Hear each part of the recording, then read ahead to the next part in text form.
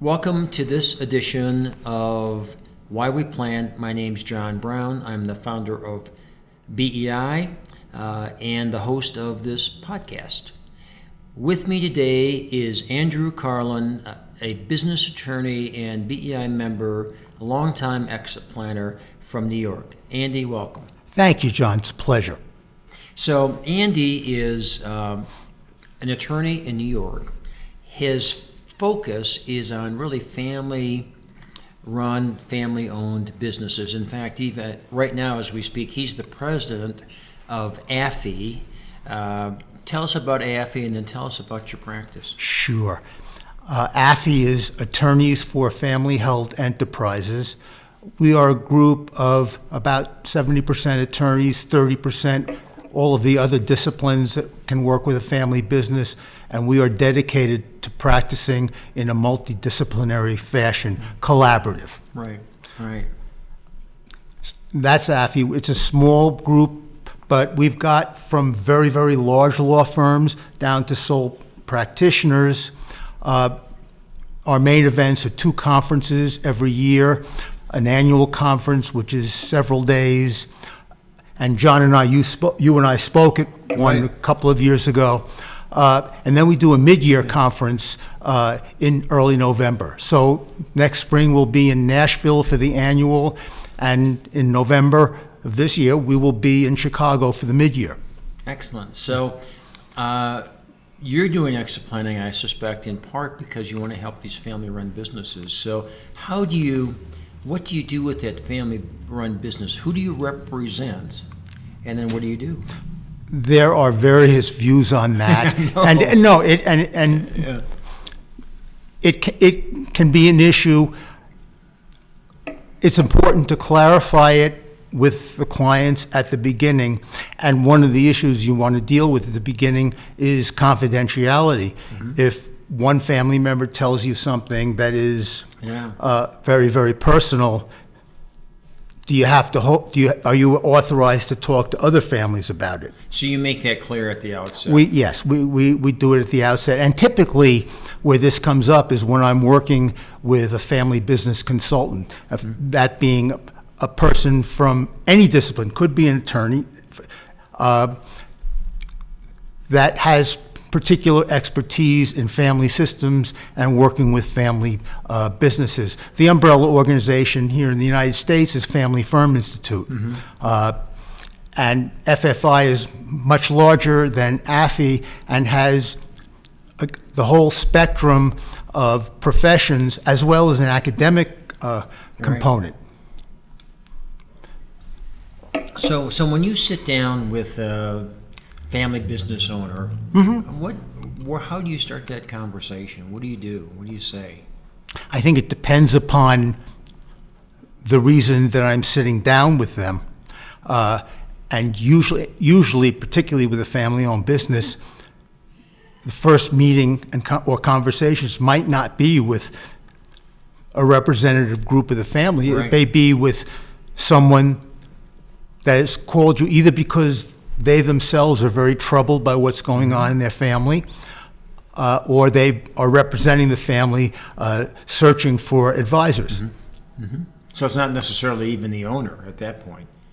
No, that is the best scenario, but it may be a next generation person who's trying to move the succession along and is having an issue. Does that change how you approach the representation? Because, ultimately, you're going to be representing the owner, I'm assuming. Or not? No, I think there are various ways to couch it. Let me answer really well by telling you a story. Sure. Years ago, at a Family Firm Institute conference, I was in a study session. It was part of the work necessary to get the designation as Family Business Advisor with fellowship status, which FFI gives. We were a lot of people in the room from different disciplines. We were given a very complex set of facts, like 4 or 5 pages about a family business. Yeah. And then we were separated by tables, one table for bankers, one for financial planners, and so forth, and the last one was for attorneys. And we were asked to, at our tables, and be ready to report on what advice would you give, to whom would you give it. So it came to the reporting out time, and all of the other tables reported and gave their answers, but at our table, we hadn't gotten past who's the client. Yeah, that's a big issue for lawyers more than other professions because of our code of ethics. And it's not as though the others don't have a code of ethics. Ours is just different. That's right. We tend to be like one-owner dogs, right? We got a client, and that's our client. Well, I guess the legal system is based on advocacy, and you're advocating for A position. your client. Yeah. We do talk about these things. We do conflict letters at the beginning. Yes, there may be a situation where we just feel it's a non-waivable conflict. So what do you do then? Refer out to other advisors. Do you still represent one person maybe, but there's other representation for other owners or families? That can happen, yeah. And in any work we do, I'm sure you did it when you were in practice. Take even a simple buy-sell agreement. Right. There are conflicts. Yep. And you have to inform the client, and the client, most of the time, will waive it. Right. But it does no good not to clarify that at the beginning, because I want the client to know about that. If there are any problems, let's get them out at the beginning. Maybe they want to go somewhere else. And so that really is a great view of the whole exit plan process. Usually, we're going to be dealing with multiple parties. It might not even be multiple owners. It might be multiple parties. It might be the management team and the owner. It might be a child and another child. And so as lawyers, Andy and I are both lawyers, that presents an immediate ethical issue. But I think for many other advisors, that isn't an issue, but an ethical issue, but it's still a concern. So it's really important that everybody, whether it's an ethics issue or not, understand who in the heck you represent, and that there are possible conflicts. And that in the event that there comes a point where they can't agree, that I can't represent any of them. Yeah. So that's, but I think it's really important for people involved in exit planning process where there's multiple people to understand the position the advisor is in, and they should ask questions. Well, who do you represent? Can you represent me? Are you representing the company? Exactly what are you doing? And again, when I practiced law, one thing that was really important is a lot of the transfers we did were not third-party sales. There's not an issue. It's clear. No, there's two different you represent parties. the company. Yeah. You got the buyer, you got the seller, but Yep. in transferring the business to the management. You can represent both the company and the owner. That's fine. Yeah, absolutely. So that's really, for the owners listening into this, that's something you need to be clear in your mind. And for the advisors listening in, especially the newer BEI members listening in, that's a clarification that you need to make and be clear on. I think sometimes. Well, for example, recently, a lady owns a substantial business. Talking about her exit, we interviewed her 3 children. Mm-hmm. Yeah. What happened? Then we had great interviews with them, and we didn't look at it as an advocacy or an adversarial role. Mm-hmm. We were trying to understand the system and how we could best serve it. Mm-hmm.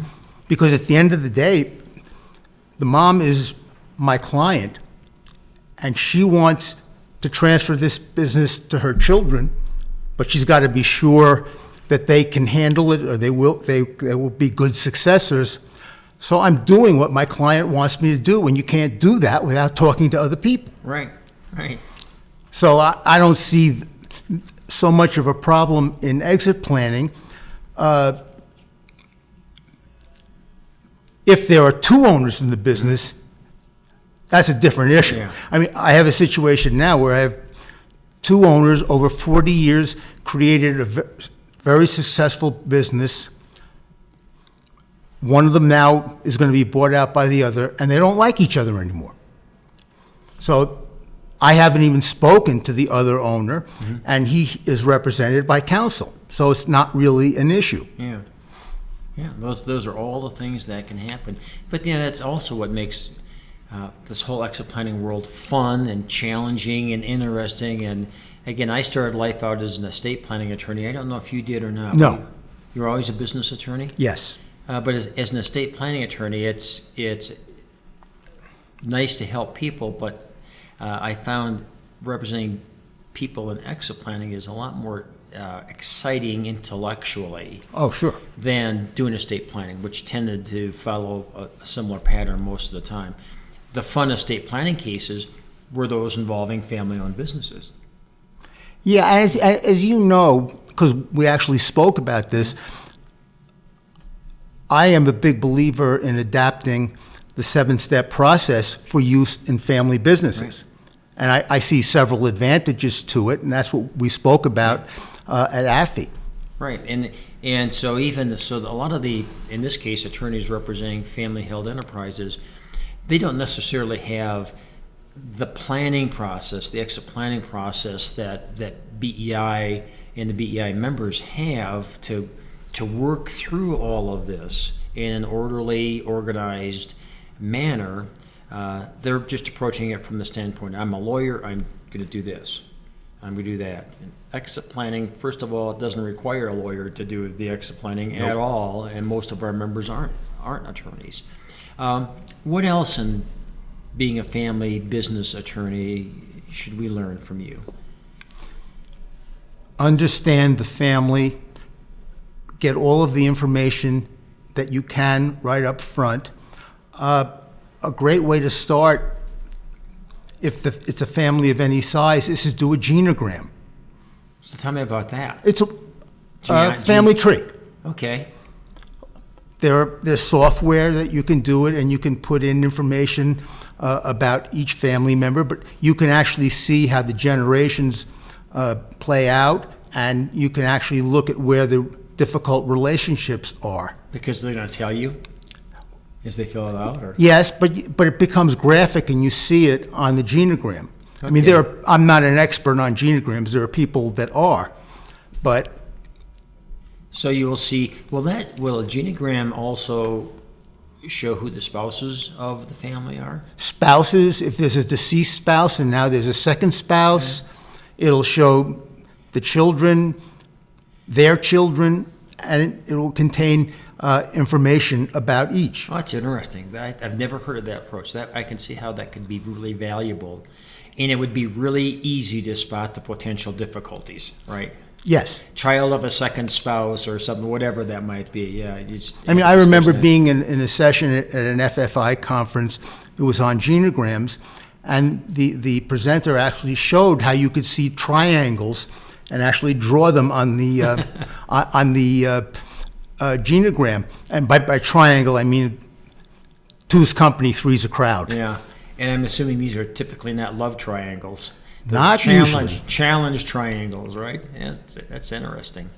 Okay, so that's what one tool. Now, I think that's unique to family-run businesses, probably. Another very simple tool that I think is really valuable, because I think there's a certain amount of education. We have what we call the 3-circle model. I'm sure you've seen it. Sure. It's 3 interlocking circles. There are 7 positions, so any person can be a member of the family, work in the business, or be an owner. But can also be any 2 or all 3 of those things. So right in the center, where all of the circles meet, are people that are owners, family members, and work in the business. And what I found that being helpful, if you look at that, if a family member looks at that, maybe they can see why another family member is taking a position that they're taking. Yeah. Because they're not in the business, so they're not familiar Well, with that or whatever. They're in a different position in those circles, either not in the business, Right. family members, that are just owners and passive, but you can see all of that, and I like to think that it can sort of temper some animosity, and someone can say, gee, if I were looking at it from her perspective, I might say the same thing. Yeah, I like that.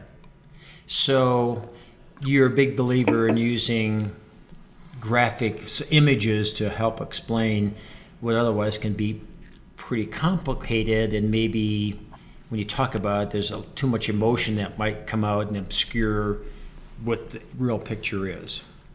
Well, I don't like to suppress the emotion. I think it's important that it come out. But yes, I do like graphics. Also keep in mind that a lot of the people at Family Firm Institute who have done the research and produced these models are from academia, or they have PhDs, or they're still in academia, and they do tend to use images and representations. But yes, I think, first of all, anytime we're dealing with clients, we want to, as far as possible, play to their particular learning styles. Yeah. So you have some people that are verbal and other people that might do better with an image, and if you give it to them both ways, there's a better chance that they'll understand it. Absolutely. Absolutely. So we have graphic images and BEI. You're great at that. And about the explain process, but this is maybe something we should add. Happy to help do it, Yeah. but you have great images. Yeah. Well, it's because they're effective. It's a great way of presenting something, and then it's the ease of explanation, which is what you're talking about. Absolutely. I've got these interlocking charts. Well, let's look at this right here, and people will get it. Yeah. Yes, I'm happy to help do that, Okay. because BEI has great stuff. Well, let's improve it. Let's add to it, maybe. No, that'd be great. Yeah, that'd be great. wonderful. And I think for new advisors, people just coming in, those graphics are a big, big help. Yeah. It can help you understand the process much quicker, understand how particular steps in the process go together. Yeah. Perhaps the first 3 steps, setting goals, assessing resources, and value drivers, those are sort of the foundation. Right. Then the main event is either going to be the sale to an outsider or an insider transfer, and then there's the legacy part of it. Yeah, and what I like about what you're talking about in the chart you're using, that's at the very front end.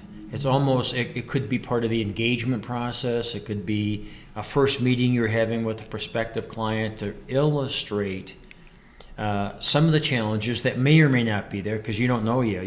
That's right. It's a way for you to gather information. And BEI's tools for doing that are terrific. Yeah, they are. So thank you for that. But what this does is it's a way to have a visual image, not of value of the company, not an org chart of the company, things like that, which we tend not to do anyway. But it's what the issues the owner may face. Correct. But it's also, you lay it out, any exit planning process is going to have some iteration of each of those 7 steps. Right. But it helps the owner figure out, where do I want to start? Because you don't have to start at 1. Right. Actually, probably in many situations, the most logical place to start is with continuity, Absolutely. which would be step 6. Yeah. If something happens, the owner dies or becomes disabled, suddenly, what do you do? Yeah, because that's a concern that we often address right away. We know what the goals are, the resources are. Now, how do we make those goals realized if the owner dies suddenly? That is typical in exit planning, and that gives us time to go back and address these other steps as well. And Even in that, Andy, not to interrupt, but just doing business continuity planning. If you did the graphs and charts that showed where the potential issues were in an ownership transfer, that could really influence the design of the continuity plan, the buy-sell plan, whatever. That would really be instructive for estate planning attorneys. Well, at root, it could mean that upon a death or something of a death or disability of the owner, there's not going to be a company anymore, or it's going to be absolutely vastly reduced in value. Let's protect the goose that lays the golden egg here. And it could have been the owner that was was the glue holding everything together. She's now passed away, and now it breaks loose. Yeah. And speaking to that, I've given it a lot of thought, particularly in the last few days. We talk about setting goals. I think it's very important for business owners to start setting goals and having a vision when they start in the business, because otherwise there can be a risk that they will never get beyond the garage stage, where they've just established it and been a solopreneur. Yeah, and that, I think in a lot of scenarios, I think that's accurate. That startup entrepreneur, although they probably don't have much money, maybe be different in some scenarios, they may need to get some help to set those goals, because they haven't done it before. They may not be able to envision all of the goals that they have. I heartily agree. Yeah. And but they have gone into the business in many cases, their goal being dinner next week. Yeah. Being able to survive economically, and what they've done in many cases just created a job for themselves that will go away when something happens to them. So it's important that business owners who want to, and if you want to just be a solopreneur, that's perfectly fine. But if you want to grow, start thinking about that early on. And we look at goals when someone is getting ready to exit.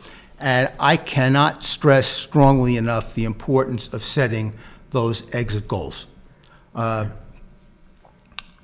It's hard to exit without. My experience is that if a business owner has not been able to do that, there's a very good chance that they will not exit plan. Right. They just won't. Yeah. But they may not even think they need to exit plan. Well,